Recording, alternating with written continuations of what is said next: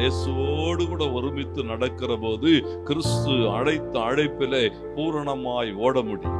தேவனுடைய பிள்ளைகளாய், தேவனுடைய ஜனங்களாய் அவரோடு கூட சரியாய் நடக்கிற அனுபவங்கள். ஏன்னா எது நமக்கு நம்முடைய வாழ்விலே நம்முடைய தேவனுடைய அழைத்த அழைப்பினுடைய அந்த பூரண ஆசீர்வாதத்தை பெற்றுக்கொள்ள வைக்கும் என்று சொன்னால் இந்த ஒரு மனம் தேவனோடு கூட. ஆண்டவருக்கு மகிமை உண்டாகட்டும். ஒரு குடும்பத்திலே கணவன் மனைவியாக, சபையிலே, உறவுகளிலே ஆண்டவருக்கு மகிமை உண்டாகட்டும். நீங்கள் ஒருமனப்பட்டு கடந்து போகிற போது நம்மால என்ன செய்ய முடியுமா? அந்த பெரிய வெற்றியை சுதந்திரிக்க முடியும். ரூத்திலே வாசிக்க முடியும். முதல் அதிகாரம் நீங்க 14-15 வசனங்களிலே வாசிப்பீர்களானால் அங்கே நகோமி பேசுவா, ஒன்றும் செய்ய முடியாது, இனி நீங்கள் அவரவர்கள் உங்கள் வீடுகளுக்கு போய்விடுங்கள் என்று சொல்லி ரூத்தையும் ஓர்பாளையும் நோக்கி பேசுகிற போது ஓர்பாள் என்ன செய்வான்னு சொன்னா, சத்தமிட்டு அதிகமாய் அழுது தன் மாமியை முத்தமிட்டு விட்டு போனாள் என்று எழுதப்பட்டிருக்கிறது. ஆண்டவருக்கு மகிமை உண்டாகட்டும். அடுத்து வர வசனங்கள் எல்லாம் ரூத் என்ன செய்தாள்னு போட்டிருக்கு தெரியுங்களா? தன் மாமியோடு கூட இணைந்து கொள்ளுகிறாள்.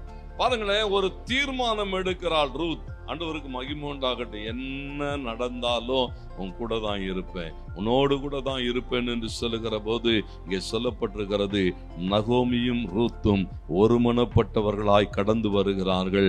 வேதம் சொல்லுகிறது, எந்த குடும்பம் ஒன்றுமில்லாமல் போகும் என்று சொல்லப்பட்டதோ அந்த குடும்பம் ஒரு பலத்த ஜாதியாய் பெருகுகிறது என்று சொன்னா தேவனுடைய எதிர்பார்ப்பை நிறைவேற்றுகிறதுலே குடும்பத்திலே ஆண்டவருக்கு மகிமை உண்டாகட்டும். அநேக நேரங்களில பாருங்க, இன்றைக்கு ஒருமனங்கள் இல்லை.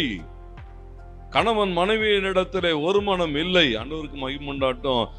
நீ இந்த வலது பக்கம் போனா அது என்ன செய்து, நீ இப்படி போனா நான் அப்படி போவேன். ஏன்னா இன்னைக்கு என்ன முடியலன்னு சொன்னா, ஒருமித்து நடக்க முடியல. கர்த்தருக்கு மகிமை உண்டாகட்டும்.